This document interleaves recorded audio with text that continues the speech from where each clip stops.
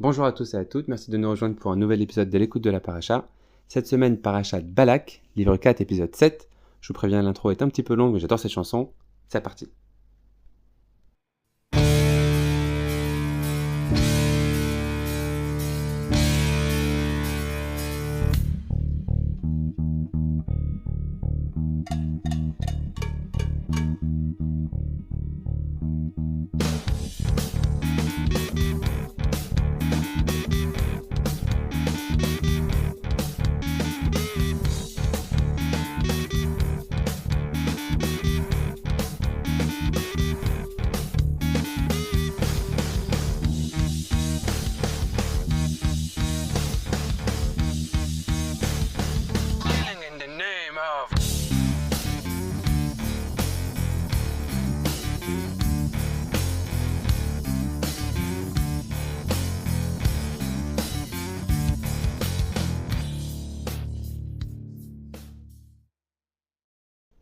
Le titre qui vient de jouer s'appelle Killing in the Name de Rage Against the Machine. Et cette semaine, nous allons parler d'un meurtre et de la seule halakha, à ma connaissance en tout cas, qui dépend d'une émotion. La paracha de Balak traite d'un sujet. La volonté de Balak, le roi de Moab, de nuire à Israël. Et pour ça, il va falloir qu'il fasse appel à Bilam, un prophète des nations, afin de maudire les peuple d'Israël. Bilam avait cette faculté-là de détecter dans la journée le moment où l'attribut de justice prévalait, et ainsi de maudire pile à ce moment-là ses ennemis, afin d'éveiller sur eux le courroux divin.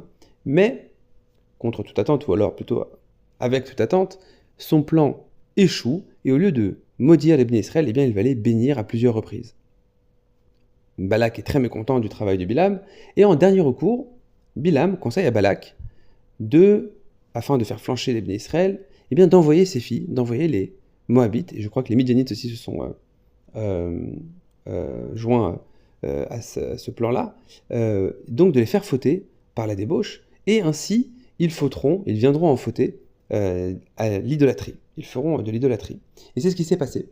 Les bénis Israël ont commencé à fauter avec ces filles-là, et ont commis l'idolâtrie.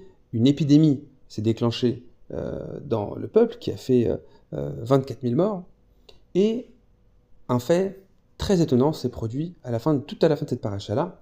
Un des princes d'Israël, le prince de la tribu de Shimon, Zimri ben Salou, va fauter avec Cosbi Batsour devant tout le peuple. Il va aller avec cette femme-là devant tout le peuple.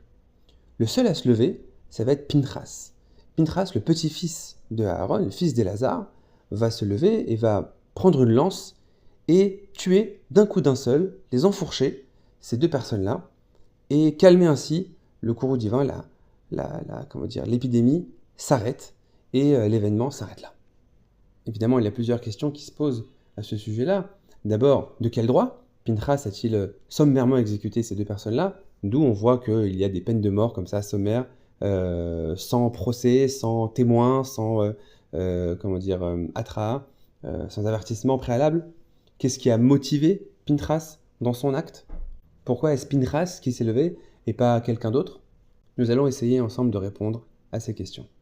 Tout d'abord, sur quoi Pinchas s'est basé pour agir de la sorte? Eh bien, ce comportement se base sur une halakha qui tombe sous le coup de deux qualificatifs. Premièrement, Alecha le Moshe Sinai. Deuxièmement, halakha ve'en morin ken. Je vais expliquer ce que ça veut dire. Alecha le Moshe Sinai se dit, entre autres, d'une halakha qui ne se base pas sur un texte ou sur une logique que l'on peut comprendre. C'est une halakha qui est directement transmise par la tradition depuis Moshe au Sinaï, Halakha les Moshe Sinaï. D'où on sait qu'il faut agir comme ça, on le sait de Moshe qu'il a reçu au Sinaï. Et là, dans ce cas-là, eh bien, ce comportement-là a été justifié par cet enseignement que Moshe avait reçu au Sinaï, c'est-à-dire qu'un juif qui va fauter devant comme ça une goya devant 10 personnes, eh bien, Kanaïn, Pog'in, Bo. Les zélotes, on va traduire ça comme ça, ou alors les jaloux, Pog'in, lui portent atteinte.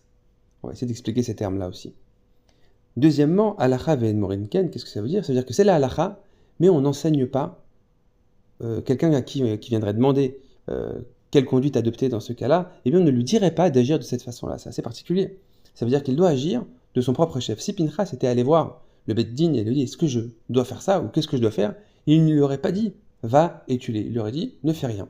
Parce qu'il n'était pas vraiment Zimri et Cosbi, n'était pas Rehav Mita selon la loi stricte, en tout cas selon la loi du Bet Din, mais uniquement si Kanaïn, Pogin, Bo, si un zélote, quelqu'un de zèle, eh bien, va lui porter atteinte immédiatement de son propre chef. Parce que oui, effectivement, il fallait, pour que cette halakha soit applicable, que l'action soit immédiate au moment de la faute, et non pas en différé. Approfondissons un petit peu cette halakha en nous basant sur le commentaire du Rav Shaul Israeli. C'était l'élève du Rav Kook, il a été Rav de Merkaz Harav, et c'était aussi le premier Rav de Kfar Haroé. Pour ceux qui connaissent, il nous dit la chose suivante. Il faut lire attentivement les mots de cette halakha. Kanaïn, Pogin, Bo.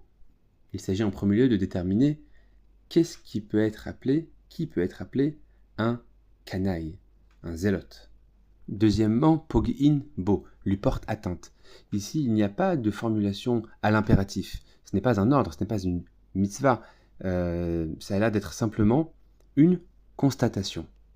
Le Rambam dans Ilchot Yesorei Bia, dans Perek Yudbet, nous dit qu'en réalité, ce qui se passe chez cette personne-là, à ce moment-là, c'est un sentiment de profonde douleur.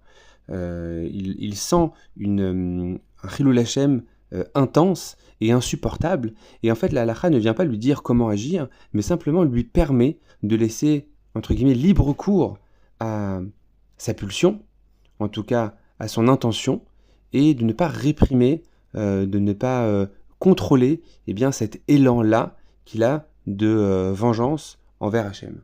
Donc pour que le cadre de cette halakha soit respecté et que l'action ne soit pas considérée comme tout simplement et purement un meurtre, il faut à la fois ce sentiment acerbe de Chilul Hashem et cette pulsion interne qui ne peut être dictée par aucune halakha. Et c'est d'ailleurs la raison pour laquelle, quelqu'un qui viendrait demander au Bet Din quoi faire, s'il vient demander, ça veut dire qu'il ne ressent pas cet élan-là, et donc on ne lui demande pas d'agir de la sorte. C'est aussi la raison pour laquelle cette halakha n'a lieu d'être, comme on l'a dit précédemment, que à l'instant même de la faute. Comme nous l'avons dit en introduction, il est notable que ce soit Pinchas, parmi tout le clan d'Israël, qui se soit levé contre cette action-là. Pinchas était un descendant de la tribu de Lévi, et la tribu de Lévi n'a pas du tout vocation à prendre les armes. Sa vocation, c'est servir au temple, c'est étudier la Torah, c'est apporter des sacrifices. Aller faire la justice ou aller tuer quelqu'un n'est pas du tout dans la fonction ni le caractère de ces personnes-là, des Lévim. Et ça, c'est un élément très important pour comprendre ce que c'est qu'un canaille, qu'un zélote.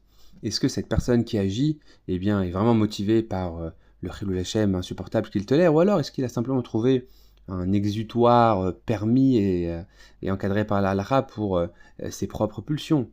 Est-ce que cet acte-là a des motivations finalement pacifiques, ou alors est-ce que c'est un acte de violence qui est simplement tamponné du sceau de kasher parce qu'on va le labelliser zélote?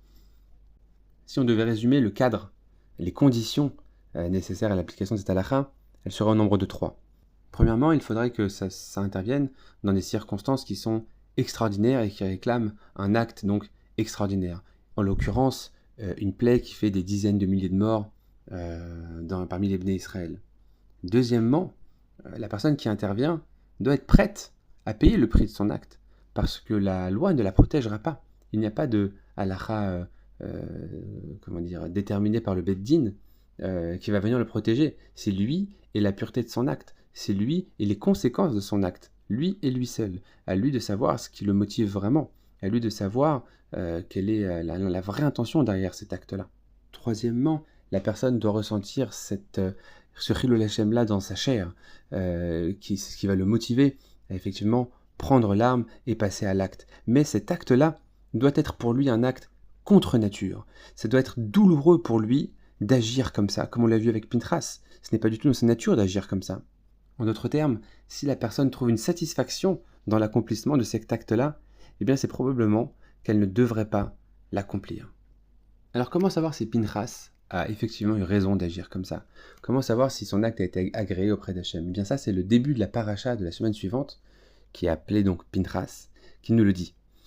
Hachem, en récompense à cet acte-là, tout d'abord, à stopper l'épidémie qui frappait le Ham Israël, et ensuite à donner à Pinchas ce qui est appelé dans le verset Brit Shalom.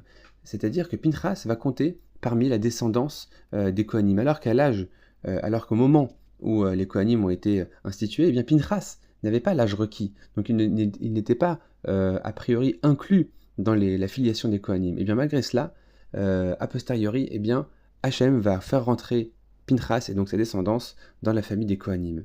Et cette Brit Shalom, on l'a évoqué la semaine dernière, Shalom ça vient de Shalem, c'est-à-dire que c'est quelque chose, une intention qui est parfaite, qui est parfaitement pure, c'est-à-dire que qui est entière.